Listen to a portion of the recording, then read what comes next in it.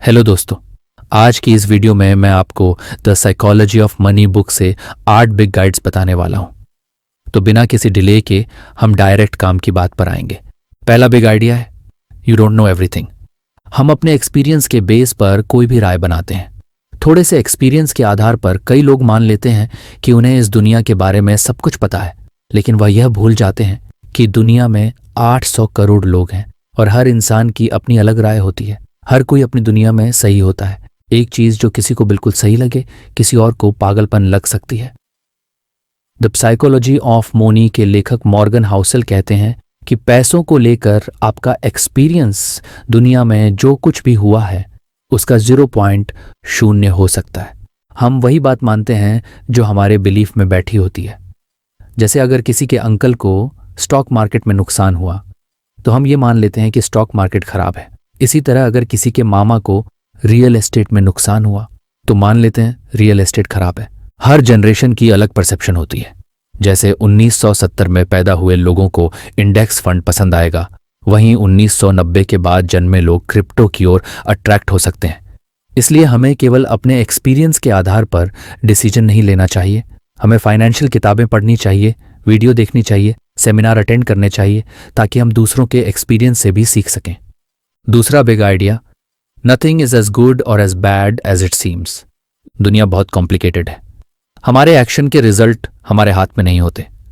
कई बार बहुत अच्छी प्लानिंग के बावजूद रिजल्ट डिजास्टर हो सकता है। इसलिए किसी एक सक्सेस स्टोरी या एक फेलियर पर डिसीजन नहीं लेना चाहिए। तीसरा बिग आइडिया, कितना पर्याप्त है आपके लिए? पैसों के पीछे भागते रहना आपकी मेंटल हेल्थ के लिए नुकसानदायक हो सकता है। लालच अच्छे अच्छे लोगों को बर्बाद कर देता है। मॉर्गन हाउसेल 2 तरीके बताते हैं इससे बचने के। 1, अपने लिए एक लिमिट सेट करो और उसे अचीव करने के बाद रुक जाओ, एंजॉय करो। दूसरों से कंपेयर करना बंद करो। चौथा big idea, understand the power of compounding. बड़ी दौलत एक लंबे समय तक इन्वेस्टेड रहने से बनती है, न कि हाई रिटर्न से। वॉरेन बफेट की वेल्थ का बड़ा हिस्सा उन्होंने 60 साल की उम्र के बाद बनाया, क्योंकि उन्होंने बहुत पहले से इन्वेस्टिंग शुरू की थी। 5वां idea, getting rich versus staying rich. पैसा कमाना आसान हो गया है, लेकिन उसे बचाकर रखना और अमीर बने रहना ज्यादा मुश्किल है। खर्च सोच समझकर करना जरूरी है। कभी यह मत मानो कि जो सक्सेस कल मिली थी वह कल भी मिल जाएगी। छठा big idea, law of large numbers. अगर आप बार बार ट्राई करोगे तो सक्सेस के चांसेस भी बढ़ेंगे। अपने पोर्टफोलियो को डाइवर्सिफाई करो।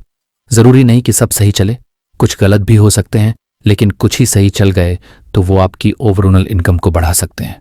7वां बिग आइडिया, समय अंतिम लाभ है। पैसे का सबसे बड़ा डिविडेंड होता है कि आपके पास टाइम का कंट्रोल हो।